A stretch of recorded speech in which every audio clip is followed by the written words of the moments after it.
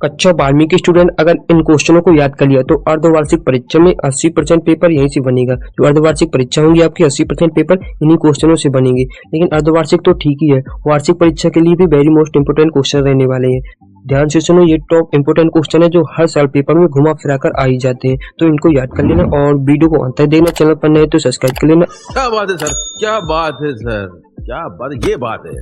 अब आते हैं व्याकरण के इंपोर्टेंट क्वेश्चन पर, दोनों की क्वेश्चन पर। तो ये पार्ट नंबर दूसरा है, पार्ट नंबर पहला मैंने कल अपलोड किया था, आप देख सकते हो। ठीक, ये पार्ट नंबर पहला है। व्याकरण के दोनों की क्वेश्चन है काव्यबोध की। पहला क्वेश्चन आपका रहेगा स्थायी भाव और संचारी भाव में अंतर लिखना है, और दूसरा क्वेश्चन आपका रहेगा रस की परिभाषा देती हुई उसकी भेद लिखना है, और तीसरा क्वेश्चन आपका रहेगा बीज रस की परिभाषा उदाहरण से लिखनी है। ठीक, तीसरी बात चौथा क्वेश्चन आपका रहेगा सोलता छंद की परिभाषा उदाहरण से लिखनी है। पांचवा क्वेश्चन आपका रहेगा संदेह अलंकार की परिभाषा उदाहरण से लिखनी है। ठीक, पांचवी बात आते हैं छठवें क्वेश्चन पर। छठवां क्वेश्चन आपका रहेगा विरोधाभास अलंकार की परिभाषा लिखनी है। छठवीं बात सातवां क्वेश्चन है मात्रिक और वाणिक छंद में अंतर लिखना है।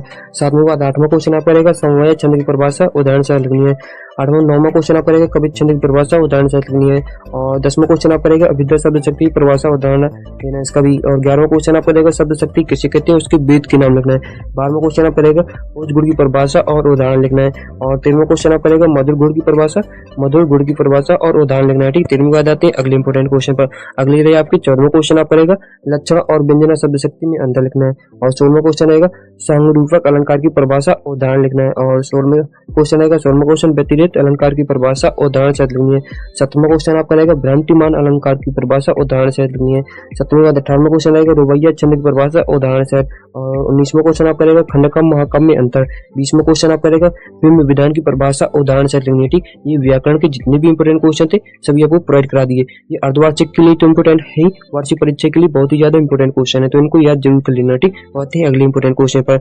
अगले रही आपकी देखो दो अंक की क्वेश्चन है भाषा बोध की, ये भी है। ठीक, पहला क्वेश्चन आपका रहेगा लोकोक्ति क्या है इसका उदाहरण लिखना है। और दूसरा मुहावरा क्या है इसका उदाहरण लिखना है। और तीसरा मुहावरा और लोकोक्ति में अंतर लिखना है। ठीक, चौथा क्वेश्चन आपका रहेगा क्षेत्रीय शब्द की परिभाषा उदाहरण से लिखनी है।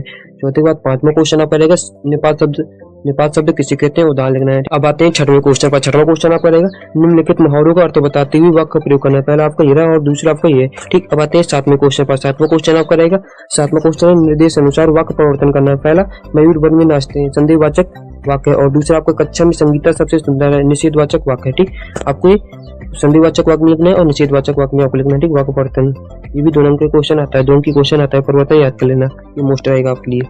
ठीक, अब आते हैं अगले इंपोर्टेंट क्वेश्चन पर। अगले आपके रहेंगे तो 3 अंक की क्वेश्चन है। 3 अंक की क्वेश्चन है। पहला क्वेश्चन आपका रहेगा राष्ट्रभाषा की विशेषताएं लिखनी है, और दूसरा क्वेश्चन आपका रहेगा राज्य भाषा की विशेषताएं लिखनी है, और तीसरा क्वेश्चन आपका रहेगा राष्ट्रभाषा और राज्य भाषा में अंतर बताना है, और चौथा आपका रहेगा भाव फलन लिखना है। और भाव फलन किसका लिखना है, ईश्वर किसी विशेष धर्म या जाति का नहीं होता है। ठीक, और 5वां क्वेश्चन आपका रहेगा निम्नलिखित कथन का सार संक्षेपण में लिखना है। ठीक, आपको ये कथन का सार संक्षेपण लिखना है ये कथन का। ठीक, अब आते हैं अगले इंपोर्टेंट क्वेश्चन पर। अगला रहेगा आपका देखो 5वीं बात। अब आते हैं देखो अपठित बोध और 3 अंक की क्वेश्चन। ये तो इतना इंपॉर्टेंट नहीं रहता, आप खुद बना के लिख सकते हो, और ये पत्र लिखना आपको याद करना पड़ेगा। ठीक, 4 अंक की क्वेश्चन है। पहला आप करेगा अपने मित्र को हायर सेकेंडरी परीक्षा में प्रथम श्रेणी में उत्तीर्ण होने पर बधाई पत्र लिखना है। ठीक, और दूसरा आप करेगा अपने मित्र को विद्यालय की वार्षिक पत्रिका में रचना के प्रकाशन की बधाई देते हुए लिखना है। ठीक, और तीसरा आपका रहेगा अपने मित्र को वाद विवाद प्रतियोगिता में प्रथम आने पर एक बधाई पत्र लिखनी है। और चौथा आपका रहेगा आपके मित्र पोस्ट मास्टर साहब को नियमित डाक वितरण न होने पर शिकायत पत्र लिखनी है। ठीक, और 5वें क्वेश्चन पर। 5वां क्वेश्चन आपका रहेगा नगर पालिका अध्यक्ष को जल अनियमित आपूर्ति संबंध में शिकायती पत्र लिखना है। ठीक, ये मोस्ट इंपोर्टेंट क्वेश्चन रहेगा पत्र लेखन में, 5वां सबसे ज्यादा मोस्ट है। अब आते हैं निबंध लेखन में। 4 अंक की क्वेश्चन रहेगा देखो पहला खेलों का जीवन महत्व, और दूसरा आपका रहेगा पर्यावरण प्रदूषण, और तीसरा आपका रहेगा साहित्य में समाज, और चौथा आपका रहेगा विद्यार्थी जीवन में अनुशासन, और 5वां आपका रहेगा नारी शिक्षा का महत्व।